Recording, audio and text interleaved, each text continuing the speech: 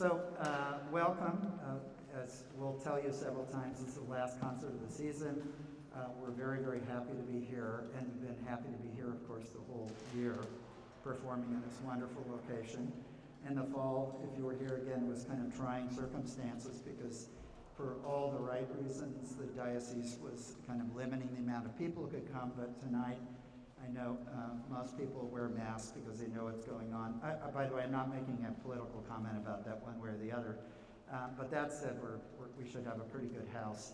And as you can see, it's spring, so we're getting some nice light coming in, especially the rose-colored light. So some of you look actually particularly good in this light. I'm going to just talk for a few minutes about the two pieces we're performing on the concert. I also speak very briefly before each of these during the course of the concert, but I'm going to be giving more substantive comments now for several minutes, as I mentioned. So enjoy yourselves. The two pieces on the program, there are some kind of curious coincidences. Of course, the two composers, Beethoven and Richard Strauss, lived two completely different time frames and centuries, for the most part. But nevertheless, there are some coincidences having to do with these two particular pieces that we're playing. The first, the Dance of the Sever Veils by Salome during the opera of the same name by Strauss, and Beethoven's Third Symphony in E-flat, the Eroica Symphony. One thing, and it's kind of ephemeral, it's beside the point, is that they were premiered almost 100 years apart, both in five, the Beethoven in 1805 and the Strauss in 1905. They were also both the first time, at least in the particular genres of the symphony for Beethoven and the opera for Strauss. The piece we're performing for you is from an opera of the same name, Salome. The first time that the composers established themselves not as well known. They were both very well known before these two pieces were published and, of course, premiered in Europe. But very importantly, they were the first time, I think, where the two composers really cemented their places at those particular times, 1805 and 1905, as the leaders, in a manner of speaking, the most, not necessarily the most important composer, so much as the composers who have matured to a point in their own personal style of composition where they left behind their mentors. In the instance with Beethoven, as probably most of you know, and I've mentioned it several times over the years, Beethoven traveled to Vienna.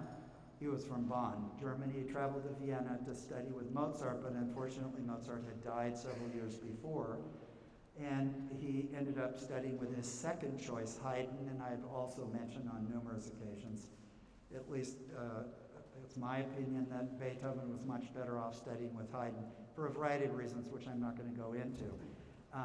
But it was Beethoven's that were performing his Third Symphony, and the Strauss, Salome is Strauss's third opera. In the instance of Strauss, the first two operas were successful, but not wildly so, and didn't pass out of the repertoire of companies so much as were not performed nearly as much as Salome and future operas like Der Rosenkavalier, etc., etc. And whereas with Beethoven, of course, the first two symphonies are performed with quite a bit of regularity.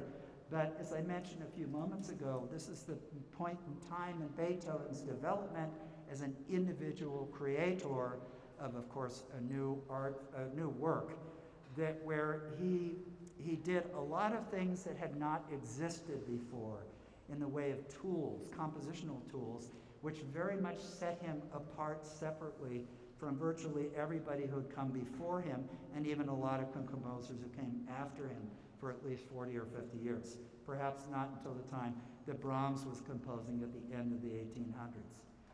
With Strauss, we have this piece that's at a critical point in a very long one-act opera of some hour and 3/4. I mean, by operatic lengths, that's pretty short. That's an act in a Wagner opera where there are 3 acts.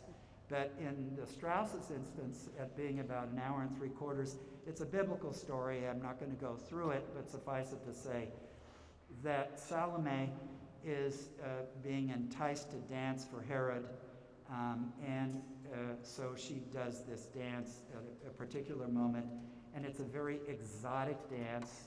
And it's, of course, she has 7 veils, which she takes off one at a time. It's very erotic, it's very vivacious, and very typical, even though this is just a brief, well, not brief, it's actually a substantive portion of the opera, but not anywhere near a half an hour in length, that you will get immediately a taste of the mature Strauss. Someone who knows how to write for a large orchestra, understands the character, not just the range of pitches or the textural sounds of an instrument, but the character that the instrument can portray in a matter of speaking, regardless of whether there's a storyline or not.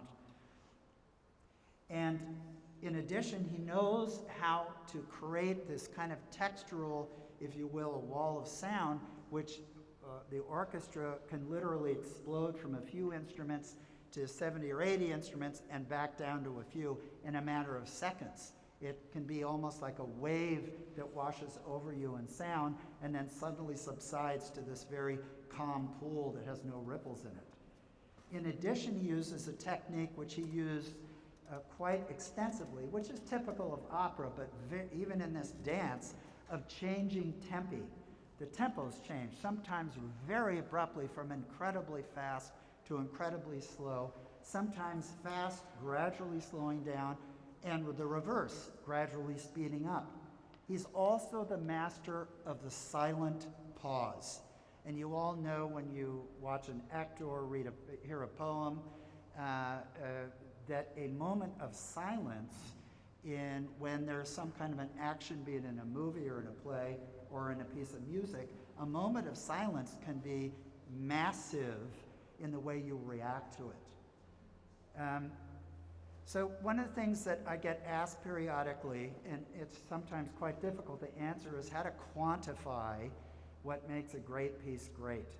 And I mentioned some of those things with Strauss. He was particularly adept at understanding the character, the nature of every instrument. So he always knew that if someone's singing on the stage, I want a clarinet playing in the background with hushed strings. If this person's singing or dancing, I want an oboe or the deeper sound English horn, cor anglais. And very specifically in a way that was way beyond anything that anybody, perhaps with the exception of Berlioz, understood before Strauss's time, before the end of the 19th century.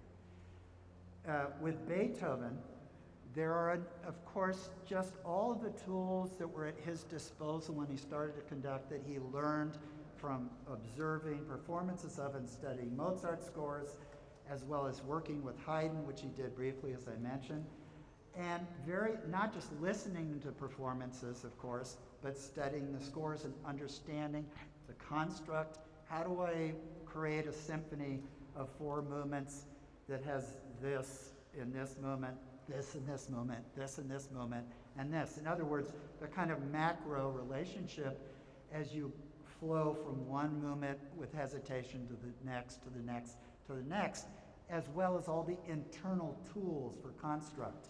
And Beethoven mastered these in his first 2 symphonies, as well as in piano sonatas, string quartets, and other works before he created this piece. Here's what's different. He surprises us in a way that even Haydn, who had a tremendous sense of humor and would sometimes stop in the last moment of a quartet, the players would suddenly come to a screeching halt, and the audience would go, "What happened? Is it over?" And then the players would start again, because Haydn had this kind of a huge sense of humor, a certain amount of surprise. But Beethoven takes this much farther. He understands that not just ebb and flow, not just relationships between melodies in any one particular movement, not just relationships between the strings and the woodwinds or the brasses playing and the percussion, the timpani, but understanding that you can have these kind of hesitations, just as Strauss would use 100 years later. You can have these hesitations right in the middle of a movement. And yes, it could be jarring, but it's not going to stop the plot necessarily, so-called plot, if you want to call it that, so much as a change-up moment that allows him to go in a completely different direction. We have expectations when we listen to the outer movements and frequently the second movement of a four-movement symphony by Beethoven's time. You're going to hear melodies in the first third. It's called the exposition. You're introduced to characters, in a manner of speaking, melodies, 2 or 3. In the development, the middle third, those melodies are developed and kind of changed around, so they're acting different and into different key areas. But then the third third of the piece is called the recapitulation. You know what that means? It means to recap, to do what you did before, which is, in a sense, to repeat the beginning. If you will, it's a musical Oreo cookie. That didn't work. Okay. So in any case, yeah, I know, now I made you hungry. Well, maybe not. So Beethoven, in the fourth movement of this work, will do a string of different related ideas using a very simple melody, which is also he starts doing here in the Third Symphony and does for the balance of his career. He writes melodies that are typically horizontal versions of vertical chords. So the melody of this movement, oddly enough, is just 2 notes of an E-flat major chord. E-flat, B-flat, the first note of the E-flat scale and the 5th.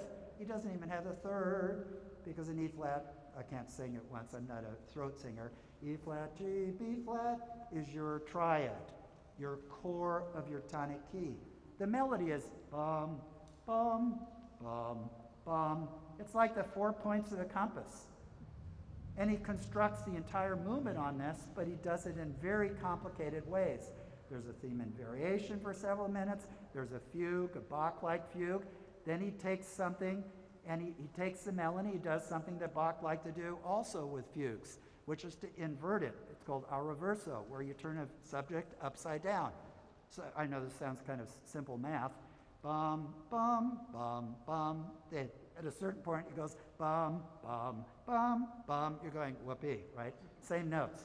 But all sorts of cool stuff happens as a result of this. And then it appears, he builds to a big climax. Last movement, you're expecting it's about to end. He stops on this really intense chord, and you're thinking it's almost over because he's brought us back home. And now he introduces us to an entire section that's slow. In the tempo of the second movement, it's like he starts another movement entirely that goes on. It's based actually on this, what's called the second theme at the beginning of the piece. And he builds and constructs a very lyric, majestic section that's, as I said, almost an entire movement within a movement. You know, picture inside picture.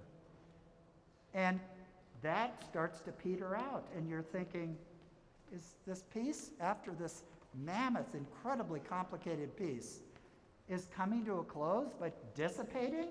And all of a sudden, there's an eruption by the entire orchestra on a note that's not in the key of E flat. And it jars you, and all of a sudden, there's this explosive ending, and it's like he wrenches you out of, not from lethargy, but from this calm of this very passive middle, movement that came out of nowhere. It's the surprise and the lack of expectation that comes from something that's very much like going on a hike that you've done before and deciding suddenly, well, I'm going to take this path instead. And it turns into this wonderful, incredible thing, which is different. You're surprised by it, and yet it's exciting and fulfilling at the same time. And that's what Beethoven masters, and he continues to do this in all of his great symphonies and works after this. So I hope you enjoy the concert. We'll be out in a few minutes to start.